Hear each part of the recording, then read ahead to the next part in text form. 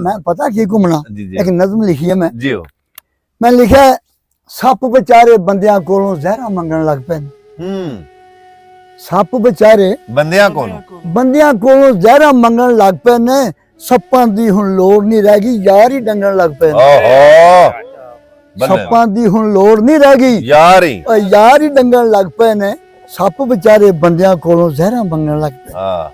आंदा बड़े चिर दी तुखदी सी आखिर यारो मग पई है। बड़े चिर दी तुखदी सी आखिर यारो मग पई है।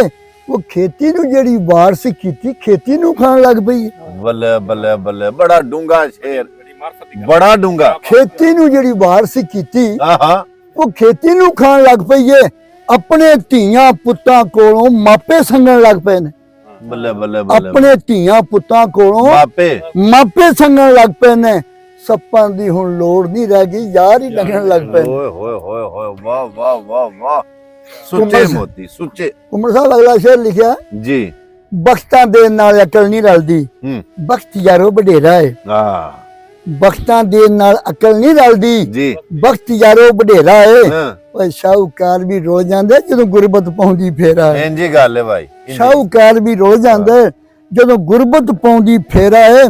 अपने यारो अपने कोलों दूरों लंघन लग पे। वाह वाह अपने यारो अपने कोलों दूरों लंघन लग पे ने।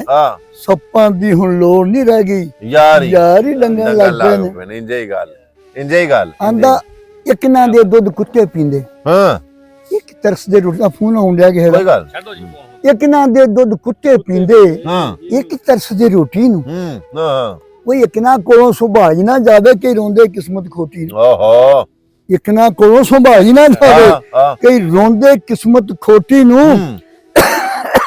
माड़ियां दियां इज्जतां नू अज वड्डे खंगण लग पे। अल्लाहु अकबर। माड़ियां दियां इज्जतां नू अज वड्डे खंगण लग पे ने। सप्पां दी घुमना लोड़ नहीं रह गई यार ही डंगन लग पे ने। आखिरी शेर बिस्मिल्लाह आंदा जिन्ना गड़ियां कीती तबाही आप भी आपे खुर गए। जिन्ना गड़ियां कीती तबाही आप भी आपे खुर गए। केड़ी गल दा माणिया तैनू तू वड्डे वड्डे तुर गए। वड्डे टुर गए। ओ केड़ी गल दा माणिया तैनू इथों वड्डे वड्डे तुर गया। यार परदेसी पुੱਤ शेरां दे गिद्दड़ जम्मण लग पे। यार परदेसी पुੱਤ शेरां दे गिद्दड़ जम्मण लग पे ने। सप्पां दी हुण लोड़ नहीं रह गई ओ यार ही डंगण लग पे ने। सप बेचारे बंदियां कोलों जरा मंगण लग पे ने।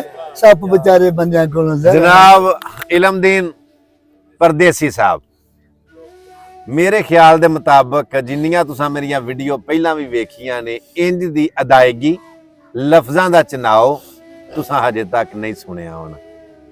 अंदाजे बयां ही रंग बदल देता है वरना जमाने में कोई बात नहीं है। सो जनाब दा बोलना और अपनी लिखना और अपने अंदाज च पढ़ना साडी महफिल नूं चार चांद ला छड़े जी। मैं इंज दियां नगीने हीरियां बंदियां दा कदरदान आ। यकीनन सुन के तुहानू बड़ा अच्छा लगा होगा। असी 83 फतेह जिला बहावलपुर ते तहसील हासलपुर ये एरिया च बैठे हैं। जनाबा दा डेरा कोहीर उमर भुक साहब ते जनाब बिलाल अहमद बसरा नंबरदार साहब दी मेहरबानी है कि एडियां हीरियां अनमोल बंदियां नाल साडा मेल कराया सानू जियारत हुई। जिउंदे रहे उन्हें आख्या सी मेले फेर मुहम्मदा जिंदगी दे किते शमा ते किते पतंगो सी। जिउंदे रहे ते मिलांगे फिर एक नवी वीडियो दे नाल। अपना बड़ा सारा ख्याल रखियो। जे चंगी लगे कमेंट दे विच अपनी राय दा इज़हार करियो शेयर जरूर करियो।